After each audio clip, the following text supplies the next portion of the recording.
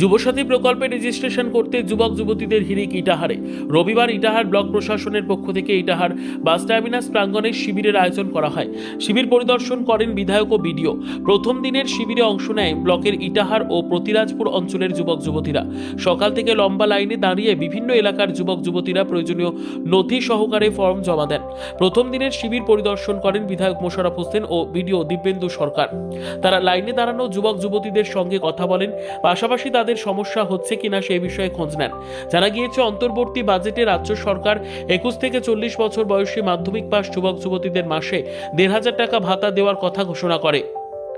সেই মতো এদিন রেজিস্ট্রেশন প্রক্রিয়া শুরু করে ব্লক প্রশাসন। আগামী 26শে ফেব্রুয়ারি পর্যন্ত এই শিবির চলবে বলে জানান বিডিও ও বিধায়ক। এদিন বহু বেকার যুবক যুবতীদের পাশাপাশি কোলের শিশুদের নিয়েও যুবসাথীর লাইনে দাঁড়িয়ে ফর্ম জমা দিতে দেখা যায় বেশ কিছু যুবতীদের। রাজ্য সরকারের পক্ষ থেকেই ভাতা পেয়ে অনেক উপকার হবে বলে দাবি বেকার যুবতীদের। শুনলাম যে দিদি নাকি ওই বেকারত্বের জন্য ফর্ম বিলি করছে, যে 1500 টাকা করে মাসে ভাতা দিবে। যুবসাথী? হ্যাঁ, যুবসাথী, ওই জন্য আসছে। কি সুবিধা হবে পেলে? সুবিধা এমনিতে তো বেকারত্বের সংখ্যা তো এমনি বেড়ে যাচ্ছে। যদি মাসে 1500 টাকা করে পাই, এমনি বসে বসে 1500 টাকা পেলে তো অনেক টাকা। কাজে লাগবে। তো এখান থেকে লাইনে দাঁড়িয়ে আছেন? হ্যাঁ, এখান থেকে লাইনে দাঁড়িয়ে আছি, সকাল থেকে আসছি। এই মানে চাকরি বাকরি কাজ কিছু করেন না? তো পাই না, যে 1500 টাকা পাবো, 1500 টাকা পেলে যে সংসারে কাজে লাগবে, যেটুকু আনন্দের বিষয়, চমৎকার একটা দৃশ্য। বেকার যুবক ভাই বন্ধুরা, শিক্ষিত বেকাররা যারা কর্মসংস্থানে যুক্ত হতে পারেনি বা নিজে কোথাও কিছু করতে পারছেন না, তাদের জন্য মমতা বন্দ্যোপাধ্যায়ের একটি অনন্য দৃষ্টান্ত প্রকল্প এই যুবসাথী। আজকে থেকে ইটাহার রেজিস্ট্রেশন শুরু হয়েছে। ইটাহার পথের সাথীতে জায়গা আমরা চিহ্নিতকরণ করেছি।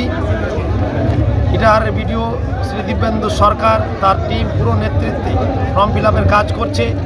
আমাদের পঞ্চায়েত সমিতির সভাপতি রিনা সরকার, ইটাহারের প্রধান বিলকিস বিবি এবং আমাদের এখানে উপস্থিত বিশিষ্ট সমাজসেবীরা সাইরুল, কাজিম কাকু, বনশ্রী শাহ, সরকার পরিষদের মেম্বার সমেত আছি, নিজে এসেছি, খবর রাখছি। আমি বিডিওকে ধন্যবাদ জানাচ্ছি। বিডিও বলেছে তার পুরো টিম নিয়ে লেগে পড়েছে এই তরুণদের জন্য, যুবক বেকার শিক্ষিত যুবক যুবতীদের জন্য যে যুবসাথী প্রকল্প। আমরা মমতা বন্দ্যোপাধ্যায়কে আজকের এই পথের সাথী থেকে ধন্যবাদ, শুভেচ্ছা জানাচ্ছি। তিনি যে দুঃসাধ্য সাধনে অনন্য। ব্যুরো রিপোর্ট, উত্তর বাংলা সংবাদ।